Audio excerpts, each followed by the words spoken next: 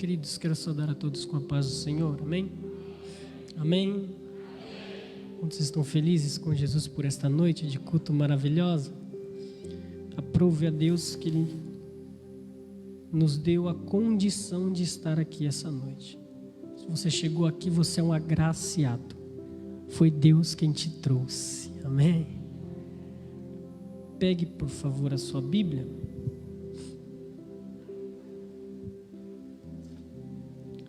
Abra no Evangelho de Jesus Cristo, segundo escreveu o médico Lucas, doutor Lucas,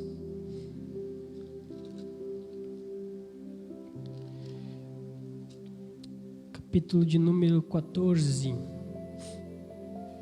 Lucas, capítulo de número 14.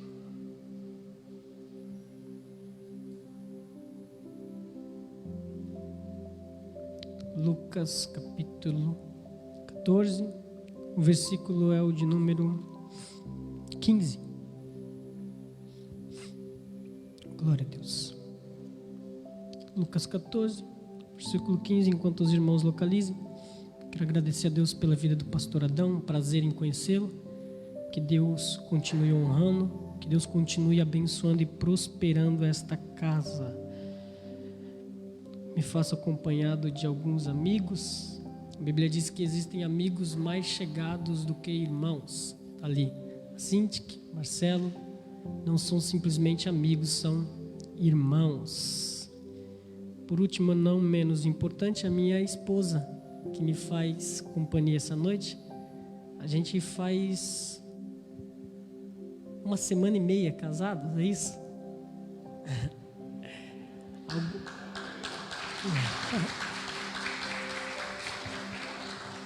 Quando o pastor Eliel me mandou mensagem, a gente estava em lua de mel, a gente estava em Gramados, e a Júlia é um presente gracioso de Deus na minha vida. Ela é um presente de Deus. Ela é 50% do meu ministério. O restante é estudar, orar e pregar para vocês. Deus seja louvado pela vida dela. Quantos acharam? Digam amém. Alguns olhou para mim, olhou para a Júlia e falou: é possível. Ainda tem jeito para mim. É porque eu sou dizimista. Lucas capítulo 14, versículo 15. Vamos ler? Ora, ouvindo tais palavras, um dos que estavam com ele à mesa disse-lhe: bem-aventurado aquele que come pão do reino de Deus. Ele, porém, respondeu: certo homem deu uma ceia, uma grande ceia, um banquete. Convidou a muitos. À hora da ceia, enviou o seu servo para avisar os convidados: vinde, porque tudo já está preparado. Não obstante, todos a um começaram a escusar-se. Disse o primeiro: comprei um campo e preciso ir vê-lo. Rogo-te que me tenha por escusado. O outro disse: comprei 5 juntas de bois e vou experimentá-las. Rogo-te que me tenhas por escusado. E o outro disse: casei-me, por isso não posso ir. Voltando o servo, tudo contou ao seu senhor. Então, irado, o dono da casa disse ao seu servo: sai depressa para ruas, becos da cidade e traze aqui os pobres, os aleijados, os cegos e os coxos. Amém? Curva a sua cabeça, por favor. Graças te damos, ó Deus. A tua graça nos basta e o teu poder se aperfeiçoa na nossa fraqueza. Pai, a tua palavra foi lida, não temos nada. Tu és o único que pode falar com a igreja. Meu Pai fala aquilo que precisamos, não aquilo que queremos. Ainda que seja confrontante, precisamos ouvir a Tua voz. Assim que eu te peço, te agradeço. Amém. E amém, Jesus. Pode tomar o seu assento.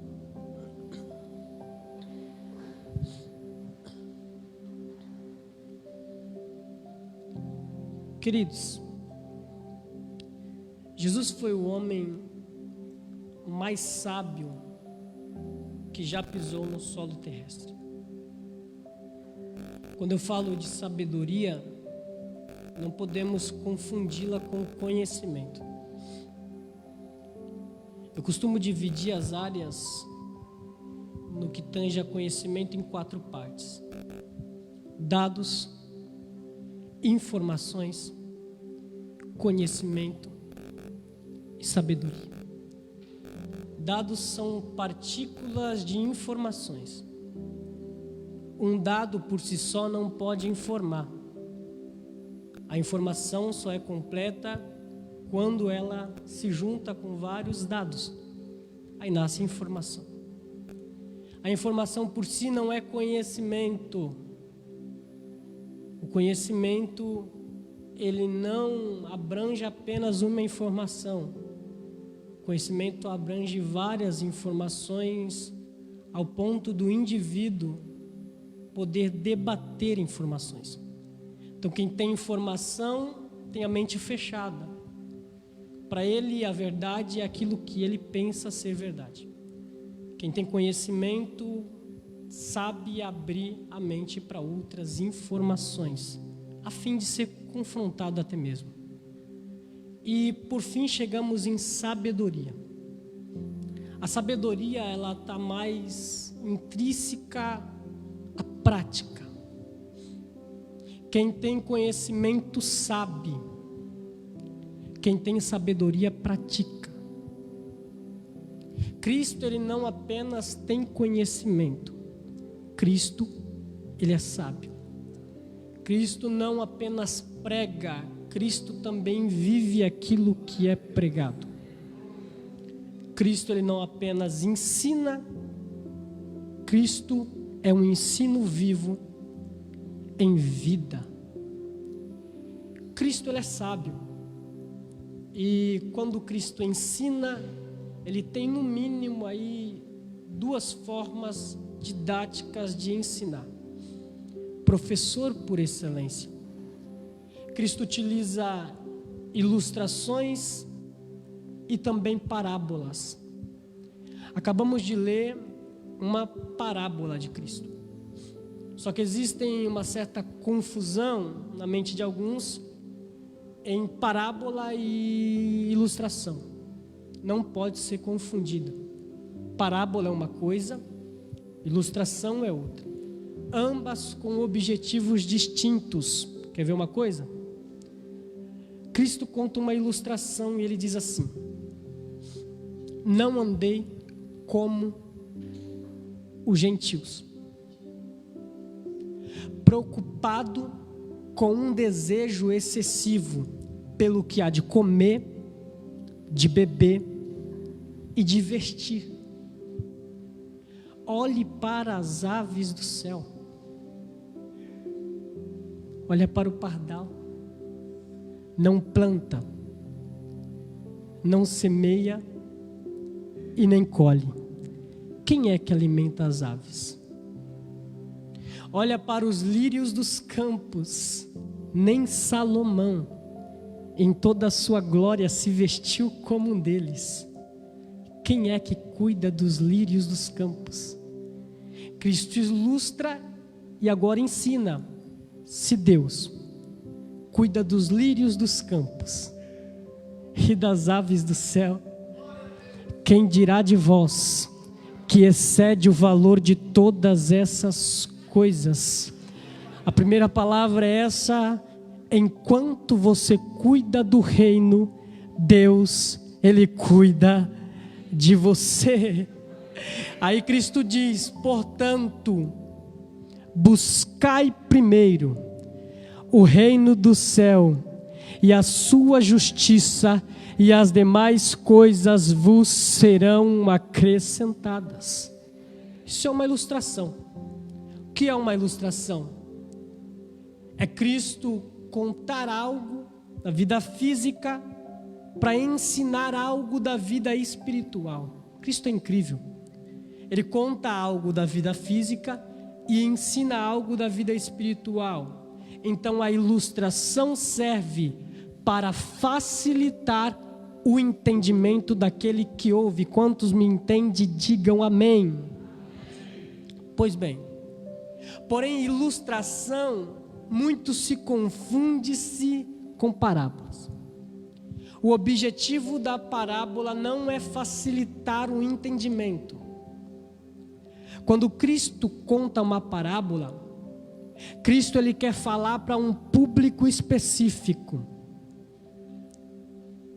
Então, Cristo, ao contar a parábola, o objetivo dele, na maioria das vezes, é falar para os discípulos. Quer ver uma coisa? Uma certa vez, um dos discípulos pergunta para Cristo sobre uma parábola. Cristo ensina ou explica.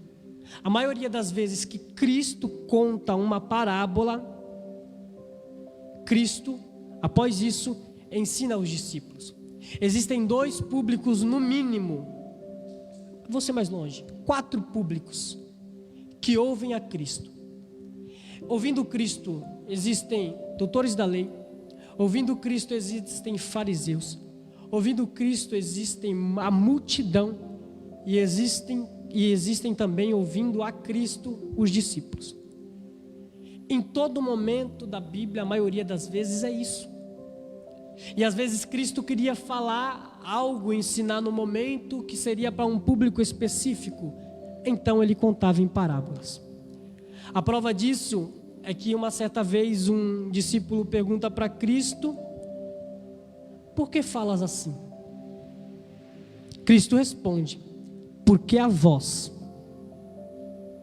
não a eles, a vós é dado conhecer os mistérios do reino de Deus. E ele diz ainda: por quê? A quem tem será tirado ainda, e a quem não tem será tirado o que tem, porque olhando não enxergam, ouvindo não ouvem e não entendem. O objetivo de Cristo ao falar por parábolas é que a multidão não entenda. Cristo é tão incrível que ele é o único professor que no meio do ensino consegue especificar a quem ele quer ensinar.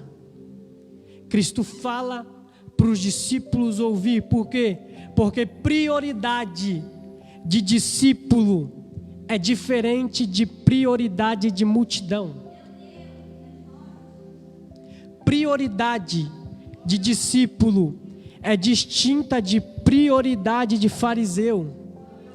Prioridade de discípulo é diferente de prioridade de doutor da lei. O fariseu vai para buscar algo em que acusar. Multidão vai para buscar o milagre. Só que discípulo vai para buscar a palavra. É fácil reconhecer quem é fariseu. É fácil reconhecer quem é multidão. E é fácil reconhecer quem é discípulo. Multidão vem buscar milagre. Porque a Bíblia diz que os sinais atraíam a multidão. Então multidão era atraída pelos sinais. Verdadeiramente serão os meus discípulos. Discípulo é aquele que vive, pratica e valoriza a palavra. Em Isaías capítulo 55, versículo 11 diz: assim será a palavra que sair da boca de Deus, ela não voltará vazia, antes fará aquilo que lhe apraz e prosperará o caminho. Isaías capítulo 4, versículo 8 diz: seca-se as ervas, caem as flores, mas a minha palavra subsiste eternamente. Quem é discípulo e gosta de palavra já está adorando a Deus. Hebreus capítulo 4, versículo 5 diz: porque a palavra de Deus é viva e eficaz e mais penetrante do que qualquer espada de dois gumes, e ela é apta para discernir as intenções da alma, penetra juntas, medulas, oh glória. A Bíblia diz também em Timóteo capítulo 3, versículo de número 16: toda a escritura é divinamente proveitosa para corrigir, para redaguir, para instruir o homem de Deus em justiça, para que seja perfeitamente instruído para toda a boa obra. Jesus diz em Mateus capítulo 7, versículo 24: eu assemelhá-lo-ei. Assemelhá-lo-ei quem? O homem prudente que edificou a sua casa. Quem? Todo aquele que ouvir e praticar a minha palavra. Mateus capítulo 24, versículo 35, Cristo diz: o céu e a terra passarão, mas a minha palavra não há de passar. No Éden, a serpente engana Adão, utilizando e distorcendo a palavra que saiu da boca de Deus. Só que depois, o diabo tenta enganar a Cristo da mesma forma, lubridiando e invertendo a palavra, dizendo: ele dará ordem aos seus anjos ao seu respeito, então vai lá e pula. Cristo diz, mas a palavra também diz que não tentarás o Senhor teu Deus. Ele continua usando a palavra para tentar convencer a Jesus. E ele diz, transforma essa pedra em pão. Cristo responde dizendo: nem só de pão vive o homem, mas de toda a palavra que sai da boca de Deus. Eu gostei do pastor Adão, porque quando o pastor Adão me mandou mensagem, ele falou assim: rapaz, a igreja lá gosta de palavra. Eu falei: glória a Deus, porque a igreja boa é a igreja que gosta de palavra. Pastor bom é pastor que pega a palavra. Música boa é música que canta a palavra. Quantos adoram e gostam da palavra, aplaudam ao Senhor essa noite.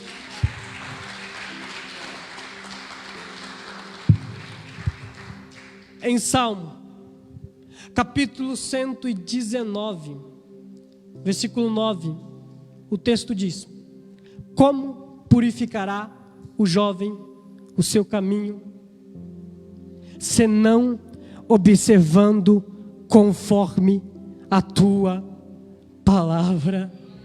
Em Salmo capítulo 103, versículo 105: lâmpada para os meus pés e luz para o meu caminho é a tua palavra.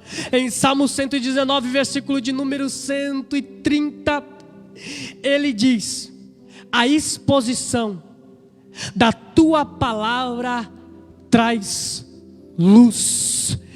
Em Salmo capítulo 119, versículo de número 11, ele diz: escondi a tua palavra no meu coração, para não pecar contra ti.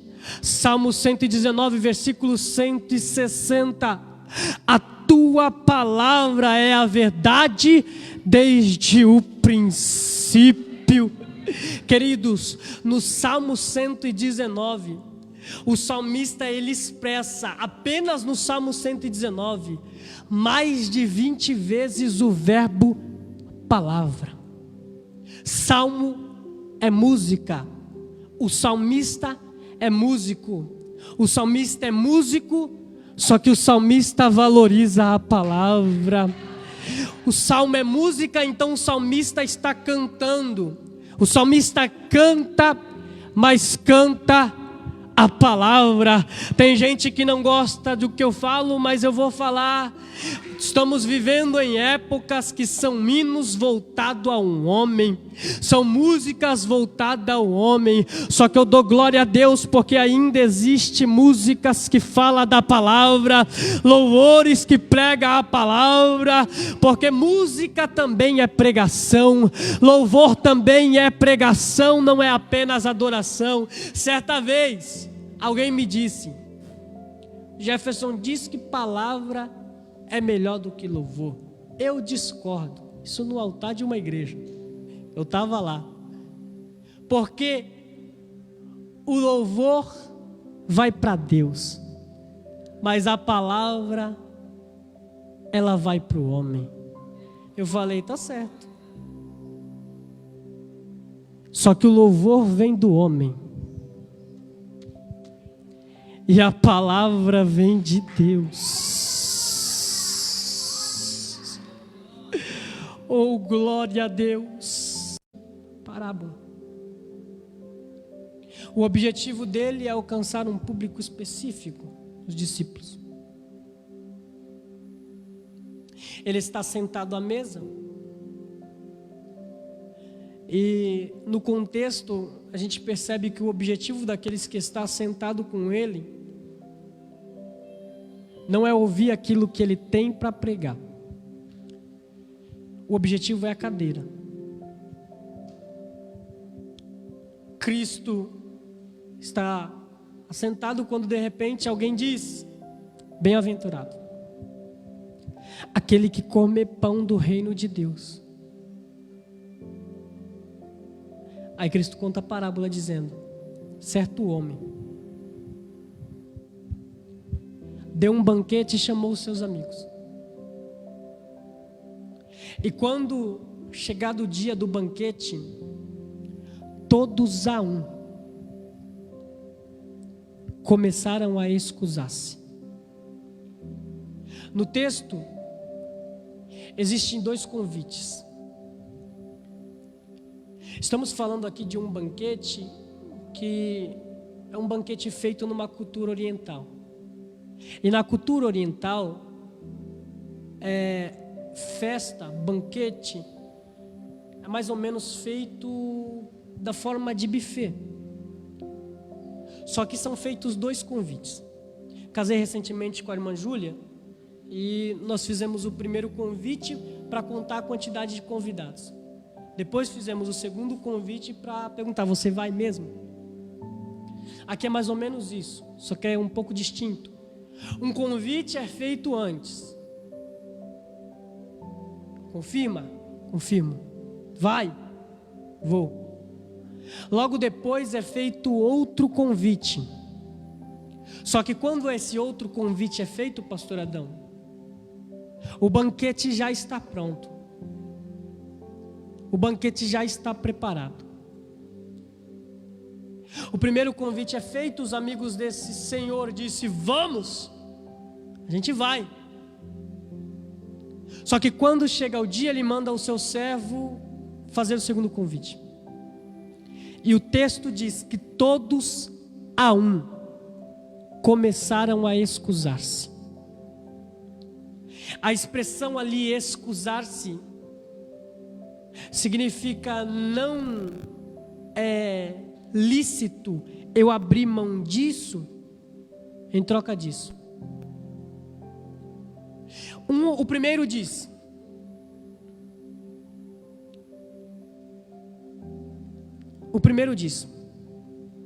comprei 5 juntas de bois e vou experimentá-las.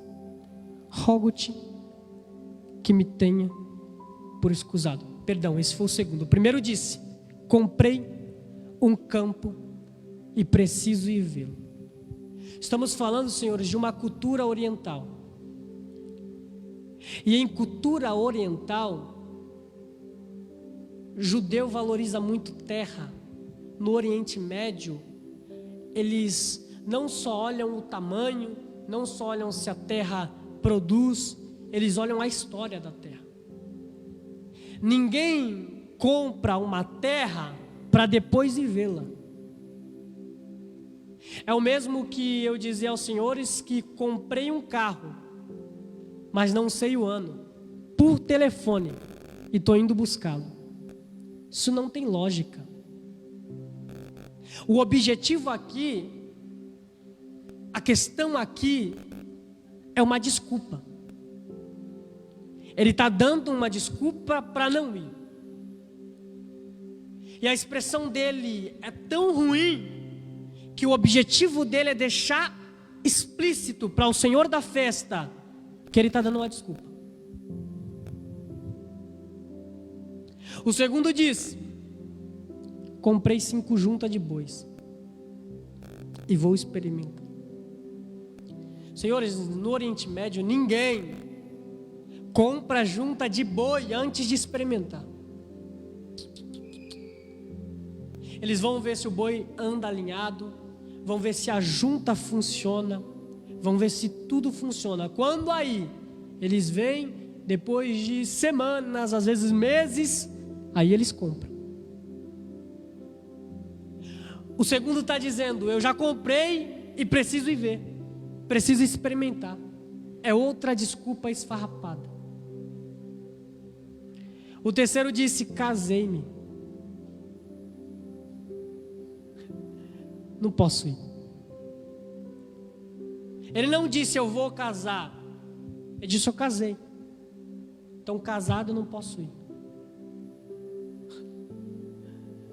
Eles estão abrindo mão disso em troca disso. O primeiro está dizendo para o Senhor na cara dele: para mim, mais importante é boi, mais importante é campo, mais importante é terra do que o banquete que tu tem preparado. O outro diz: para mim mais importante é casar, mais importante é casamento do que o banquete que tu tem preparado. É por isso que o Senhor se enfurece e Ele diz: vai até os becos, vai até os valados e tragam para mim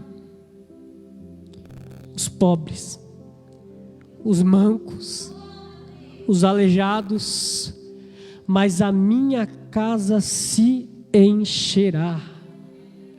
O primeiro convite é feito e eles trocam o convite por prazeres, eles trocam o convite por riquezas, eles trocam o convite por prosperidade. Só que aí o Senhor diz: já que aqueles que eu convidei não quer vir, traz aqueles que não teriam condição nenhuma de entrar nessa festa. Oh meu Deus do céu! Aí Cristo disse: eu vim para os meus, mas os meus me rejeitaram.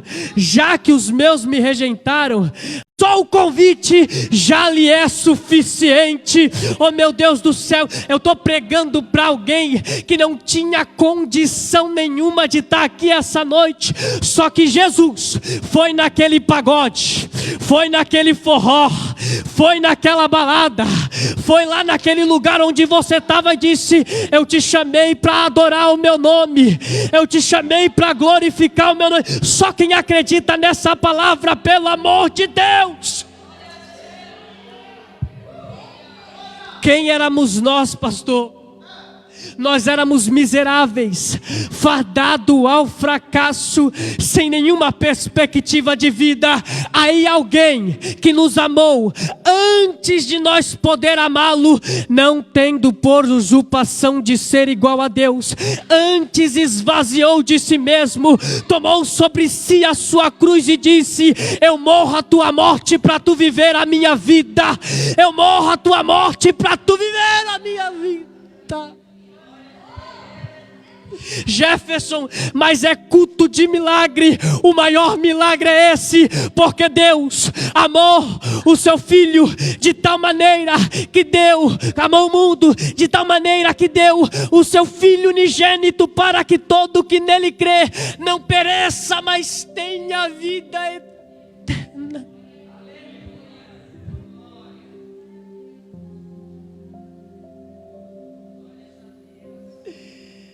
Aqueles que tinham condições de ir e não foram, deram desculpa. Só que a expressão escusar-se é priorizar algo em troca de algo. Eles estão dizendo: a prioridade para mim não é o teu banquete. A prioridade para mim não é a tua festa. A prioridade para mim não é o Senhor. A minha prioridade é outra.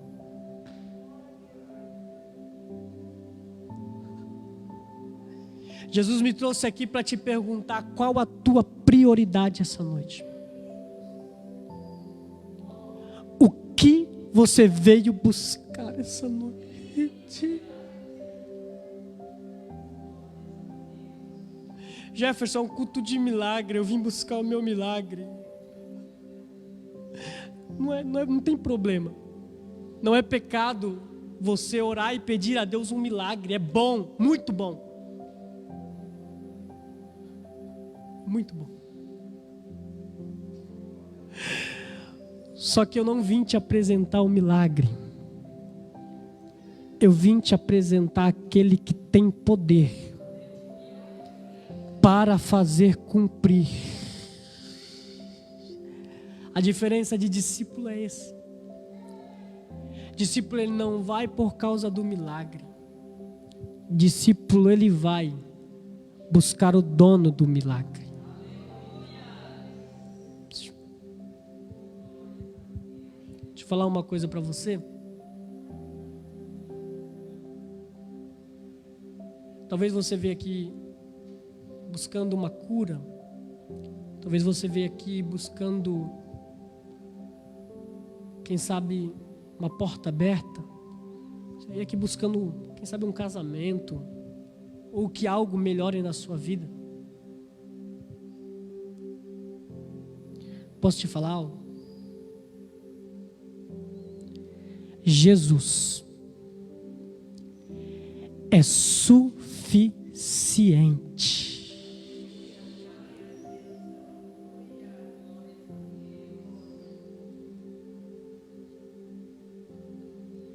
Posso te falar outra? Com Jesus, o pacote vem completo.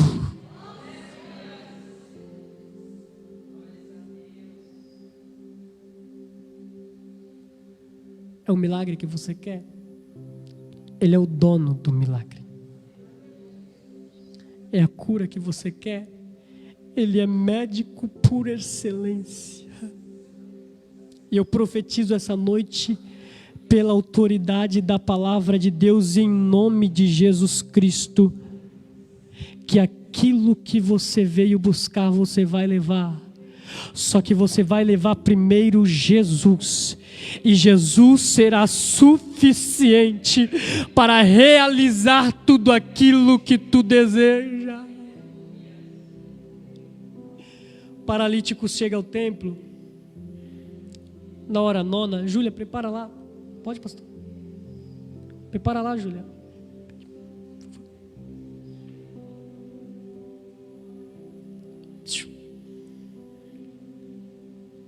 Presta atenção. O paralítico chega à porta do templo A oração nona. Pedro e João estão subindo. O paralítico está na porta. E o culto do paralítico é esse: me dá ouro, me dá prata. Aí Pedro e João estão subindo. O paralítico olha para Pedro e João e diz: me dá uma esmola. Pedro e João fitam os olhos nele e diz: eu não tenho ouro. Eu não tenho prata, mas o que eu tenho, isso eu te dou. Em nome de Jesus Cristo, o Nazareno, levanta e anda. O paralítico levanta e o texto diz que ele entra saltando para o lado de dentro do templo.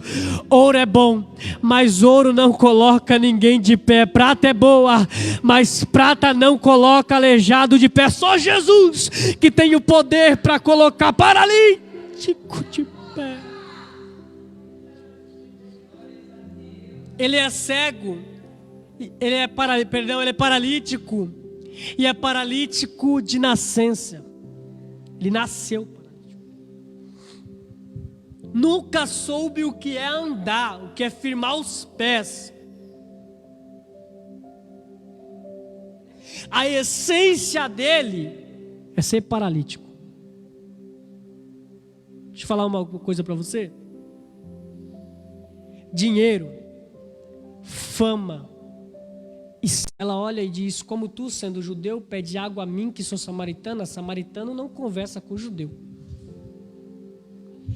Jesus olha e diz: se tu soubesse com quem tu está falando, não era eu que ia pedir água para você. É você que iria me pedir água. E eu daria uma fonte de água viva que jorra para a vida eterna. Ela continua dizendo: e como tu pode tirar água, sendo que o poço é fundo? Ela ainda não pegou. Ela está olhando para ver se na mão de Jesus tem balde.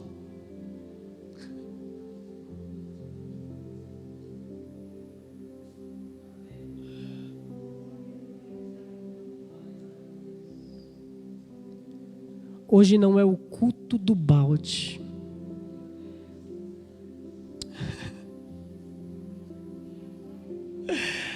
Hoje não é o culto de olhar para a mão dele e ver o que ele tem.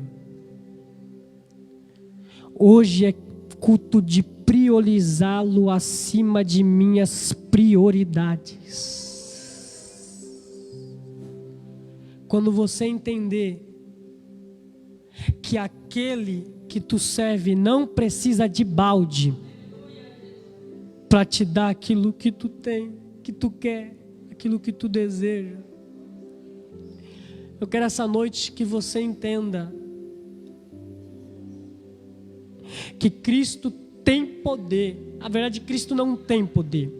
Cristo tem todo o poder para te dar aquilo que tu quer. Só que a palavra dele essa noite para nós é essa: onde eu estou na tua vida?